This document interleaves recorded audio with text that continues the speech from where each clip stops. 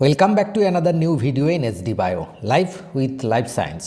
দেখো ক্লাস 11-এর ইভিএসের ফুল অ্যান্ড ফাইনাল সাজেশান দিয়ে দিচ্ছি। ফুল সাজেশান একদম এমসিকিউ, এসএকিউ, লং প্রশ্ন, সমস্ত প্রশ্ন এখান থেকে পেয়ে যাবে। এবং এমসিকিউ এসএকিউর কয়েকটা গঠন আছে, সেই গঠন ধরে তোমরা যদি করো তাহলে কিন্তু অনেকগুলো কমন পেয়ে যাবে। একটু বুদ্ধি করে করতে হবে তোমাদের, সেই গঠনটাও তোমাদের দেখিয়ে দিয়ে যাব। এবং লং প্রশ্ন যতগুলো দেবো প্রত্যেকটা করতে হবে, একটাও বাদ দেওয়া যাবে না, প্রত্যেকটাই ইম্পর্ট্যান্ট ধরেই করা আছে। তো যারা নতুন চ্যানেলে অবশ্যই চ্যানেলটা সাবস্ক্রাইব করে নেবে এবং ভিডিওটি ভালো লাগলে লাইক করে বন্ধুদের শেয়ার করে দেবে। তো চলো আজকের সাজেশন আমরা দেখে নিই। দেখো প্রথমে এমসিকিউ রেসিকিউগুলো বলে দিই, একটু তাড়াতাড়ি বলবো। দেখো ফুল ফর্ম তোমাদের 2 থেকে 3টে ফুল ফর্ম থাকবে। সেটা কি থাকছে না, ICMR, IREDA, HIV, WTO, AIDS, IRRI, NGO, CFC, MIC, SPM, GHG, GAP, IUCN, UNEP, এগুলো অবশ্যই তুলে নেবে বা স্ক্রিনশট দিয়ে নিতে পারো তোমরা। দেখো এবার কয়েকটা কী বা কাকে বলে এরকম কিছু প্রশ্ন থাকে। দেখো বায়োম্যাগনিফিকেশান বা জৈব বিবর্ধন কী, জৈব সঞ্চয় কী, কৃষি জঞ্জাল কী উদাহরণ বা কৃষি জঞ্জালের উদাহরণ, প্যান কী, SPM কী বা এর ফুল ফর্ম, মার্স গ্যাস কী, জৈব গ্যাস কী, প্রাকৃতিক গ্যাস কী, সবুজ বিপ্লব কাকে বলে, এরোসল কাকে বলে, স্মগ কাকে বলে, ফটোভোল্টিক শক্তি কাকে বলে, বায়োডিজেল কী, উন্নত মানের কয়লা কোনটি, ইথানলের একটি ব্যবহার লেখো, আর কোটাল শক্তি কাকে বলে, বায়ুশক্তি, জোয়ার ভাটা শক্তি, ভূতাপীয় শক্তি, এরকম অচিরাচরিত শক্তিগুলির একটি করে অসুবিধা করে রাখবে। তাপ দূষণ কী, ওয়াটার ব্লুম কী, আর কার্বন ফুটপ্রিন্ট কাকে বলে। দেখো রোগ নিয়ে একটা প্রশ্ন থাকে, যেমন ফ্লুরেসিস রোগের কারণ কী বা কেন হয়, এটাই অবশ্যই করবে। ডিসলেক্সিয়া, ইটাই মিজরেখা বা আর্সেনিকের জন্য যে ব্ল্যাকফুট ডিজিজ, মেলানোসিস, এগুলো করবে। ইয়ার ডেট থেকে একটা প্রশ্ন অবশ্যই থাকবে, এইগুলো করলে একটা পাবে। কিয়োটো প্রোটোকল কত সালে, চেরনোবিল দুর্ঘটনা, মন্ট্রিল প্রোটোকল, ভোপাল গ্যাস দুর্ঘটনা, রক্তদান দিবস কোনটা, কবে, এগুলো শুধু ডেট। পরিবেশ দিবস কবে, বিশ্ব স্বাস্থ্য দিবস, আর তামাক বিরোধী দিবস, এইগুলো অবশ্যই করবে। দরিদ্র সীমা কাকে বলে, সবুজ বাহিনী কী, অম্লবৃষ্টি কাকে বলে, লেক কিলার কী, যেটা অম্লবৃষ্টির সঙ্গে রিলেটেড। ঊর্ধ্বসীমা এগুলো থেকে একটা প্রশ্ন থাকে, এটা করবে। যেমন পানীয় জলের ক্লোরিনের ঊর্ধ্বসীমা 250 ppm পার্টস পার মিলিয়ন, যেটা পারদের 0.002 ppm, সিসার 0.05 ppm, আর্সেনিকের 0.05 ppm।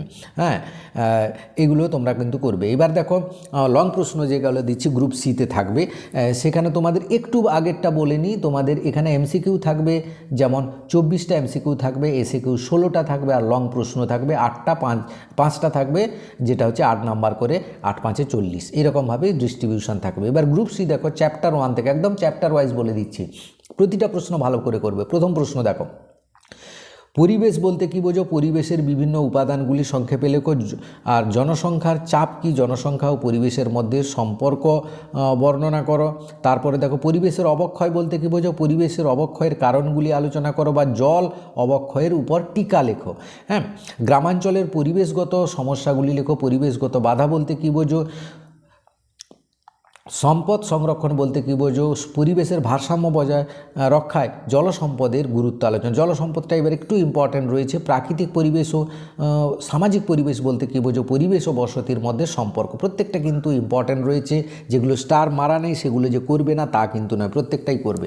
এবার দেখো চ্যাপ্টার 2 থেকে, অর্থাৎ দ্বিতীয় চ্যাপ্টার থেকে একটাই বড় প্রশ্ন থাকবে, প্রথম চ্যাপ্টার থেকে 2টো বড় প্রশ্ন থাকবে, অর্থাৎ 16 নাম্বার থাকবে, এখান থেকে 8 নাম্বার থাকবে। উন্নয়ন ও পরিবেশ সমাজের ভূমিকা সংক্ষেপে আলোচনা করো। পরিবেশ সংরক্ষণে মনুষ্য সমাজের ভূমিকা বর্ণনা করো। বা সামাজিক নিরাপত্তা বলতে কী বোঝো। 3 দেখো শিক্ষা প্রসারে সরকারি নীতিগুলি লেখো। সংস্কৃতির অবক্ষয় বলতে কী বোঝো, পরিবেশ সচেতনতা প্রসারের গুরুত্ব আলোচনা করো। শিল্পে বিশ্বায়নের সুফল ও কুফলগুলি বর্ণনা করো। ইকো ক্লাব কাকে বলে। এবার দেখো চ্যাপ্টার 3 থেকে একটা প্রশ্ন থাকবে, এখানে দেখো তেজস্ক্রিয় দূষণ, ভেরি মাচ ইম্পর্ট্যান্ট। তেজস্ক্রিয় দূষণের উৎস কী, তেজস্ক্রিয় দূষণের প্রভাব আলোচনা করো এবং তেজস্ক্রিয় দূষণ প্রতিরোধ করবে কিভাবে, তার এগুলো করে রাখবে। ওজোন হোল কীভাবে সৃষ্টি হয় পৃথিবীতে, এর প্রভাব কী, এর প্রতিকারের উপায়গুলো কী কী। ইউট্রফিকেশান বলতে কী বোঝো, পরিবেশ দূষণের সাথে ইউট্রফিকেশানের সম্পর্ক আলোচনা করো, বা অর্থাৎ ইউট্রফিকেশানের কারণ এবং ইউট্রফিকেশানের প্রভাব বা ফল নিয়ে তোমাকে করে রাখতে হবে এটা। পরিবেশ সুরক্ষায় সরকার অর্থাৎ পলিউশন কন্ট্রোল বোর্ড বা দূষণ নিয়ন্ত্রণ পর্ষদের ভূমিকা, এটা বড় প্রশ্ন থাকবে। তাপ দূষণ বলতে কী বোঝো। চ্যাপ্টার 2 থেকে দেখো, এটাও 16 নাম্বার থাকবে, অর্থাৎ দুটো বড় প্রশ্ন এখান থেকে থাকবে তোমাকে, এই জন্য এটাও ভালো করে করতে হবে। পরিবেশের উপর জীবাশ্ম জ্বালানির ব্যবহারের প্রভাবগুলি বর্ণনা করো। জ্বালানি কোষ কাকে বলে। শক্তি সম্পদ বলতে কী বোঝো। জৈব ভূতাপ শক্তির উপর সংক্ষিপ্ত টিকা লেখো। আর ভারতবর্ষের বর্তমান শক্তি পরিস্থিতির উপর সংক্ষেপে লেখো। ফটোভোল্টিক প্রযুক্তি কী। শক্তি সংরক্ষণ ও শক্তির ব্যবহার উৎপাদনের উৎকর্ষতা সংক্ষেপে আলোচনা করো। তারপরে দেখো, ভারতবর্ষে অচিরাচরিত শক্তির বর্তমান অবস্থা ও ভবিষ্যৎ সম্ভাবনা সম্পর্কে আলোচনা করে, এটা কিন্তু একটা বড় প্রশ্ন থাকতে পারে।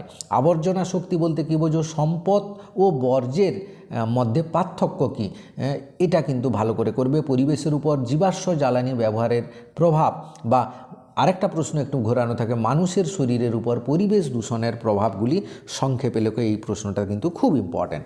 শক্তি সংরক্ষণ থেকে একটা প্রশ্ন এবারে থাকবে আশা করছি। শক্তি সংরক্ষণের বিভিন্ন পদ্ধতিগুলি লিপিবদ্ধ করো। জৈব শক্তি বলতে কী বোঝো, বা জৈব শক্তি সম্পর্কে টিকা 4 থেকে 6 নাম্বারের একটু বড় থাকতে পারে, সেটা ভালো করে করবে। এই প্রশ্নগুলো অবশ্যই করতে হবে তোমাদের, এইগুলো করলে কিন্তু কমন পেয়ে যাবে, প্রচুর কমন পেয়ে যাবে, 100% কমন পাবে। তাই অবশ্যই ভিডিওটা বন্ধুদের শেয়ার করে দাও। ক্লাস 11-এর বায়োলজির সাজেশন দেওয়া আছে, যারা দেখতে চাও ডেসক্রিপশনে বা প্লে লিস্টে গিয়ে দেখে নিতে পারো। Thank you for watching.